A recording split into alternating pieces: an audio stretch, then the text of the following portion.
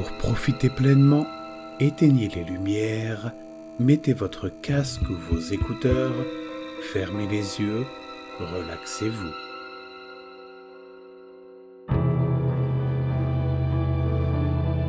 Un cri a glacé le sang.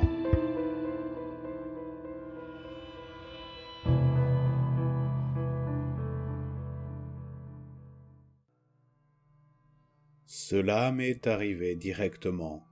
À l'époque de cette histoire, j'étais un garçon de 12 ans qui vivait en Californie. À l'occasion d'un voyage d'été, ma famille et moi nous sommes envolés pour Boise dans l'Idaho, où nous avons passé une semaine chez des cousins. Nous sommes restés chez eux pendant 2 jours, puis le meilleur est arrivé le 3e jour. C'était la meilleure partie, jusqu'à ce qu'il se passe quelque chose. Le 3e jour donc, nous nous sommes rendus dans une petite ville des montagnes rocheuses au centre de l'Idaho. Il possédait un chalet à Ketchum. La première journée a été consacrée à la pêche dans les lacs voisins, à des jeux et à la rencontre de quelques voisins dans la petite rue. Tous les gens que nous avons rencontrés étaient gentils. C'était incroyable. Je pensais que rien ne pouvait aller de travers. Avant d'en dire plus, voici un aperçu de la région. La chambre où j'ai dormi se trouvait à l'arrière de la maison.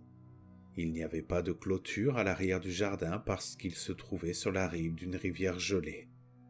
De l'autre côté de la rivière, il y avait une énorme montagne couverte d'une épaisse forêt de pins. Un petit chemin commence de l'autre côté de la rivière, mais il n'y a pas de pont. Il y en a un à 500 mètres sur la route en face de notre maison. Je suis allé me coucher cette nuit-là, mais je me suis réveillé à 2 heures du matin pour aller aux toilettes. Je me suis levé et j'ai fait ce que j'avais à faire, puis je suis retourné dans ma chambre. En me mettant au lit, j'ai eu soudainement chaud et j'ai ouvert la fenêtre. Moins de 15 minutes après avoir ouvert la fenêtre, j'ai entendu le plus terrifiant des cris venant de la forêt. Il était rauque mais aigu. Je sais pertinemment que ce n'était pas humain. J'ai entendu des histoires sur des chaînes YouTube de récits d'horreur qui décrivent souvent des créatures qui font des bruits bizarres et qui ressemblent à ceux d'un être humain, mais qui n'en sont pas. Je l'ai entendu une fois de plus, mais cette fois-ci de plus près. Le matin, quand je me suis réveillé, nous avons exploré la ville. À 19h, ma sœur, mes cousins et moi avons obtenu de nos parents la permission d'aller explorer la forêt. J'étais mal à l'aise, car j'avais entendu des bruits effrayants semblables à ceux d'un être humain dans la nuit et la nuit approchait. Le cousin le plus âgé, Alex, qui avait 16 ans, a pris un pistolet chargé, un briquet et un sac à dos contenant des snacks. J'avais un couteau de chasse et une lampe de poche. La cousine de mon âge, Juliane, avec une lampe de poche. Ma sœur, Brianna, et l'autre cousine, Karina, qui avait 10 ans, ont pris des piles de rechange et un petit sac de bonbons chacune. Nous avons traversé le pont au bout de la rue et nous sommes retournés sur le sentier à côté de la rivière en face de la maison. Nous avons tous commencé la randonnée vers le sommet de la montagne. Nous avons atteint le sommet du mont Rush en 1h30. La vue à haute altitude était incroyable. À environ 9h, Alex et moi avons pensé qu'il était temps de redescendre et avons ordonné au groupe de rejoindre le sentier. À ce moment-là, il faisait nuit et le soleil s'était complètement couché. Julia et moi avons allumé nos lampes de poche et les avons fait briller devant nous pendant que nous marchions.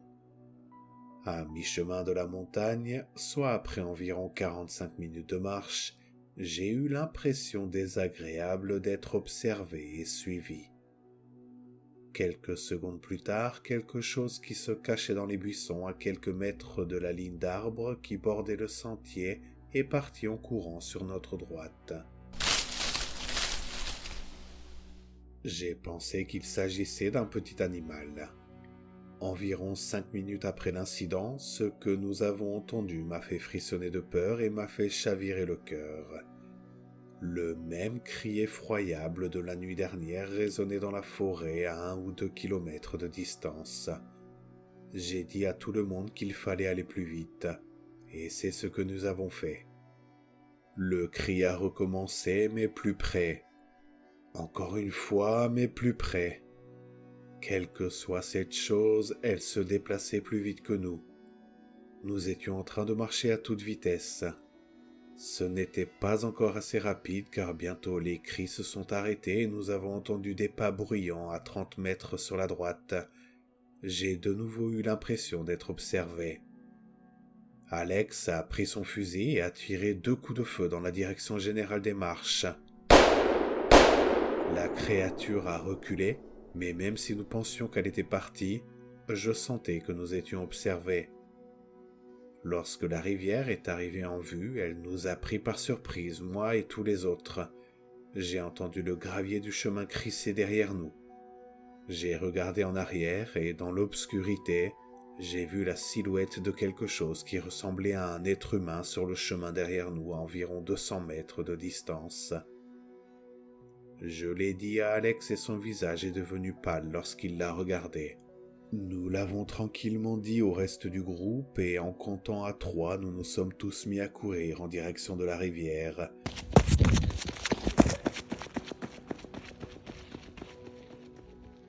Quelle que soit cette chose, elle était extrêmement rapide.